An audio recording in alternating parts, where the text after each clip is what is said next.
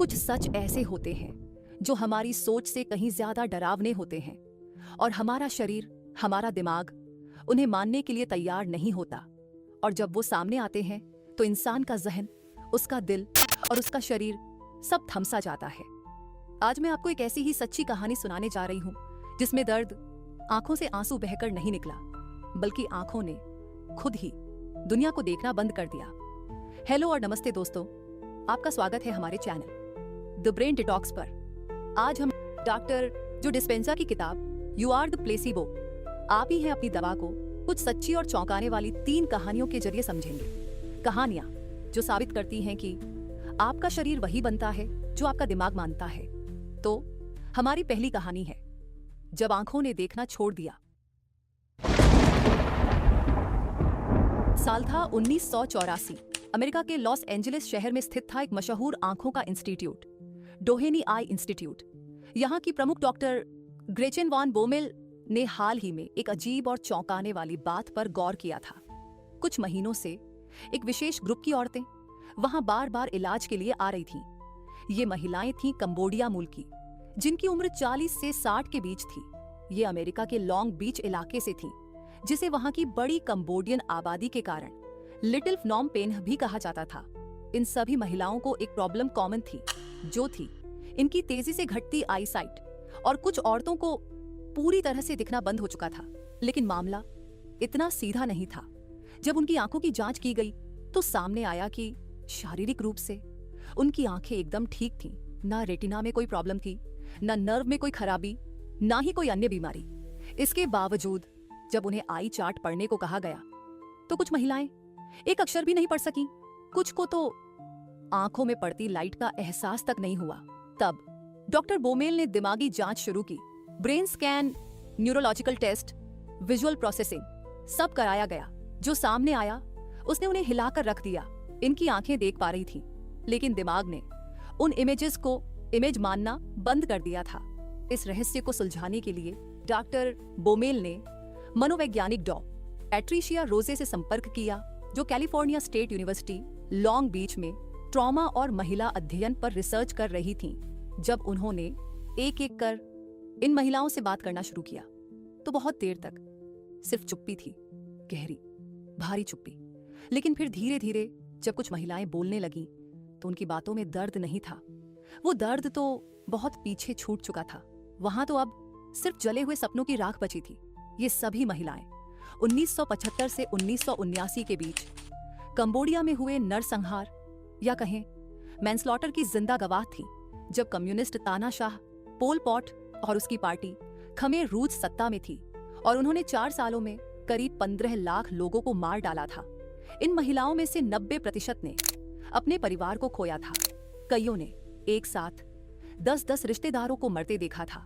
70% से अधिक महिलाओं की आंखों के सामने उनके अपने पति, बच्चे, भाई बहन, माता पिता को जिंदा जला दिया गया, गला काटा गया, भूखा मारा गया, पीट पीट कर जान ली गई। एक महिला ने बताया, मेरे सामने मेरे पति और 4 बच्चों को मारा गया। मैंने चीखना चाहा मगर आवाज नहीं निकली और उसी पल मेरी नजर चली गई। एक और महिला बोली, मेरे भाई और उसके 3 बच्चों को पेड़ से टकरा टकरा कर मारा गया था, जिनमें से एक बच्चा सिर्फ 3 महीने का था। मैं देखती रही और तभी सब कुछ धुंधला हो गया। इनमें से कई महिलाएं तो ये सब देखने के बाद शारीरिक हिंसा का भी शिकार बनी। ये महिलाएं जब अमेरिका पहुंची तब तक उनके शरीर जवाब दे चुके थे। भले ही वो शारीरिक रूप से सही दिखाई दे रही हो, लेकिन उनका मन, उनकी आत्मा, उनका दिमाग अब भी उन्हीं यातनाओं में कैद था। उनको रातों को डरावने सपने आते और दिन में वहां देखी हिंसा की यादें सताती। डॉ रोजे ने कहा, इन महिलाओं ने इतना कुछ देखा था जो मनुष्य का मस्तिष्क सहन ही नहीं कर सकता। तो दिमाग ने आखिरकार तय कर लिया, अब और नहीं देखना। डॉ बोमेल और डॉक्टर रोजे ने मिलकर 150 ऐसे केस दर्ज किए। 100 महिलाएं जिन्हें ना कोई आंखों की बीमारी थी, ना कोई शारीरिक कमजोरी, लेकिन फिर भी वो अंधी हो चुकी थीं। 1986 में जब इस रिसर्च को अमेरिका के सबसे बड़े मनोविज्ञान के सम्मेलन में पेश किया गया तो सैकड़ों लोगों ने सन्नाटा ओढ़ लिया। किसी की आंखों में आंसू थे तो किसी के होंठ बंद हो चुके थे। अब सवाल यह है, हो सकता है आपने ऐसी ब्रुटैलिटी नहीं देखी हो, लेकिन क्या आपके जीवन में कुछ ऐसा हुआ है जो देखना आप नहीं चाहते थे? क्या कभी ऐसा लगा कि कुछ चीज़ें इतनी पेनफुल थीं कि आपने अंदर ही अंदर उन्हें अपने आप को ब्लॉक कर दिया? आपका दिमाग इन एक्सट्रीम इमोशनल इवेंट से कैसे कोप करता है? और सबसे बड़ा सवाल, अगर कुछ बुरा होने पर शरीर में बदलाव आ रहे हैं, तो क्या कुछ बहुत अच्छा महसूस करने पर भी आपका शरीर रिएक्ट करता है? और अगर करता है तो कैसे? ये सब हम अब अगली 2 कहानियों में जानेंगे और समझेंगे।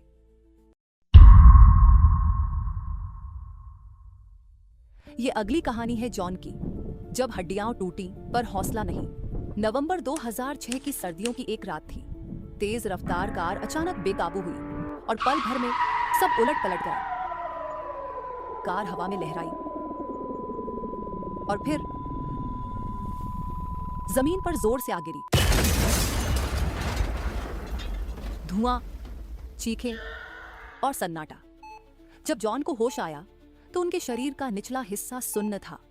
कोई हलचल नहीं, कोई दर्द भी नहीं, बस एक भयानक खालीपन। उनके डॉक्टरों ने कहा कि जॉन की रीढ़ की हड्डी पूरी तरह से टूट चुकी है, सीसात पूरी तरह से डिस्लोकेट है। ये आदमी अब कभी चल नहीं पाएगा। ये बोलने के बाद डॉक्टरों ने नजरें झुका ली, जैसे कोई सजा सुना चुके हों। अब यह जीवन एक व्हील चेयर में कटेगा।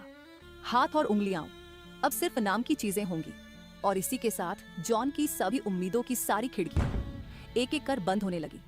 लेकिन जॉन और उनकी पत्नी इस फैसले को सुनकर टूटे नहीं। उनकी आंखों में एक सवाल था, क्या सच में अब कोई रास्ता नहीं बचा? 2009 में 3 साल बाद जॉन अब भी व्हीलचेयर पर थे, पर उनके चेहरे पर कुछ नया था। एक अजीब सा यकीन जो ना डॉक्टरों को समझ आया ना दुनिया को। उन्होंने मेडिटेशन शुरू किया। हर दिन घंटों बैठकर अपने मन को शांत करते, अपनी चेतना को भीतर मोड़ते।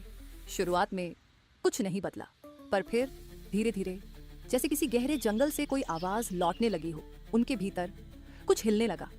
जब जॉन का पहला ब्रेन स्कैन सामने आया, तब वो बता रहा था कि जॉन का दिमाग लगभग सो रहा है। हर स्क्रीन पर नीला रंग फैला था। नीला यानी लो एनर्जी, लो एक्टिविटी, लो लाइफ। उनका दिमाग बैलेंस में नहीं था और शरीर से कनेक्शन लगभग टूट चुका था। लेकिन 4 दिन बाद जब उन्होंने लगातार मेडिटेशन किया, तो दूसरा स्कैन कुछ और ही कह रहा था। अब वहां लाल और हरे रंग थे। ब्रेन वेव्स जाग चुकी थी। उनके दिमाग में ऊर्जा की लहरें लौटने लगी थी, जैसे कोई बंद दरवाजा फिर से खुलने लगा हो। 90% ब्रेन फंक्शन नॉर्मल स्तर पर लौट चुका था। उनकी आंखों में अब चमक थी, शब्दों में ताकत थी और हाथ अब थोड़ा हिलने लगे थे। फिर 2013 में डॉक्टर जो डिस्पेंजा की वर्कशॉप में जब सबकी नजर मंच पर थी, तभी कुछ ऐसा हुआ जो वहां मौजूद हर इंसान की सांसें रोक गया। जॉन खड़े हो गए। हाँ, वही जॉन जिन्हें कभी जिंदगी भर के लिए विकलांग घोषित कर दिया गया था। अब वो न केवल खड़े हो पाए, बल्कि खुद को बैलेंस में रखकर बैठने, चलने, यहाँ तक कि वर्कआउट करने लगे थे। उनका शरीर अब उनके नियंत्रण में लौट रहा था। बॉडी की मसल्स और नर्व्स सभी एक नई ऊर्जा से फिर से जुड़ रही थीं। उनकी कहानी यहीं नहीं रुकी। कुछ ही महीनों बाद वो व्हाइट वाटर राफ्टिंग ट्रिप पर गए, जहां 6-6 घंटे नाव में बैठे रहे, जमीन पर टेंट में सोए, बिना किसी मदद के पूरे 7 दिन जंगलों में रहे। 1 साल पहले ये सब नामुमकिन था। आज जॉन फोन चला सकते हैं, साइन कर सकते हैं, हंस सकते हैं और सबसे बड़ी बात, खुद को महसूस कर सकते हैं। डॉक्टर कहते हैं हम नहीं जानते ये कैसे हुआ, और जॉन कहते हैं मुझे भी नहीं पता, लेकिन शायद यही तो जादू है। ये कोई चमत्कार नहीं था, ये मन की ताकत थी और उनकी सोच की ऊर्जा थी जो टूटे हुए शरीर को फिर से जोड़ने लगी। ये कहानी हमसे कहती है, जो तुम सोचते हो वही तुम बनते हो। और कभी कभी सोच हड्डियां भी जोड़ देती है।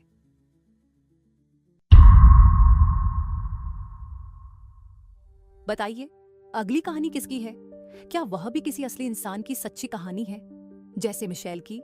मिशेल एक ऐसी महिला जिसने साइंस को चुनौती दी और अपने अंदर की ताकत से उस बीमारी को पीछे छोड़ दिया जिसे दुनिया लाइलाज मानती है, और वो बीमारी है पार्किंसन। 60 की उम्र पार कर चुकी मिशेल को 2011 में पहली बार एहसास हुआ कि कुछ ठीक नहीं है। उसके बाएं हाथ, बाएं पैर अजीब सी कंपन शुरू हो गई थी, धीरे धीरे बढ़ती हुई, डरावनी और बेबस कर देने वाली, नवंबर 2012 में उसने फीनिक्स के बैरो न्यूरोलॉजिकल इंस्टीट्यूट में इलाज करवाना शुरू किया। डॉक्टर ने बड़ी बेरुखी से कहा, शायद तुम्हें ये बीमारी पिछले 10 से 15 सालों से थी, अब इसके साथ ही जीना होगा।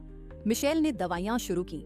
एजिलेक्ट नाम की एक दवा जो डोपामिन को बचाने में मदद करती है, लेकिन असर नाम मात्र। शरीर वैसा ही कांपता रहा, मन वैसा ही उलझा रहा। उसी नवंबर में एक मोड़ आया। मिशेल ने डॉक्टर जो डिस्पेंसा की मेडिटेशन वर्कशॉप में भाग लेना शुरू किया। दिसंबर का महीना उसके जीवन में जैसे कोई चमत्कार बनकर आया। हर सुबह की ध्यान साधना करने से उसके अंदर शांति और सुख की लहर आने लगी। धीरे धीरे वह महसूस करने लगी कि उसके हाथ अब उतना नहीं कांपते, उसके पैर अब इतने बेकाबू नहीं होते। वो मानने लगी थी शायद यही रास्ता है, यही रास्ता उसे उस अंधेरे से बाहर निकालेगा जहां डॉक्टरों ने उसे धकेल दिया था। लेकिन जीवन कहां सीधी रेखा है। फरवरी 2013 उसकी मां को सर्जरी के बाद आईसीयू में भर्ती कराया गया। मिशेल फौरन फ्लोरिडा भागी। जब वह फीनिक्स लौट रही थी, उसकी मां को हॉस्पिस में शिफ्ट कर दिया गया। ठीक उसी दिन मिशेल का ब्रेन स्कैन भी होना था। वो बहुत थक गई थी और उसका दिल भी बहुत दुखी था। उस स्कैन में यही दिखा, पूरे दिमाग में उथल-पुथल थी।